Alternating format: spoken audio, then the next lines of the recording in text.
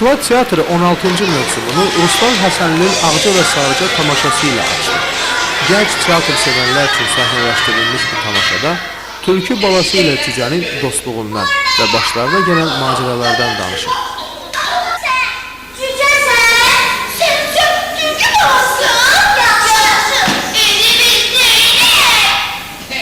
Xatırladaq ki, Kukla teatrı keçən il Türkiyənin İzmir şəhərində qastrol səfərində olub və yeni tamaşalarla bir daha qastrola getmək niyyətindədirlər.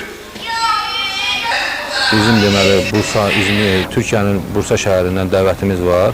Bu dəvət Türkiyə tərəfindən noyabrın axırına planlaşdırılıb və yəqin ki, biz onlardan əlavə dəvət alan kimi, məlumat alan kimi bu səfərə hazırlaşacağıq.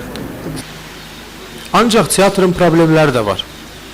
Yaradıcılıq sahəsindən demək olar ki, elə bir çətinliyimiz yoxdur. Bir balaca binamızın təmiri ilə əlaqədar işlər görülsə, yeni texniki avadanlıqlar alınsa, yəni biz bir neçə dəfə bu xarici ölkələrdə qastrol səfərində onda onların o texniki səviyyəsini görmüşük. Əgər biz də o texniki səviyyəmizi qaldırsaq, mən inandırıram ki, bizim bu Gəncə teatrları, Gəncə Kukla teatrı dünya səviyyəsinə qalxan bir teatrlardır bunlar.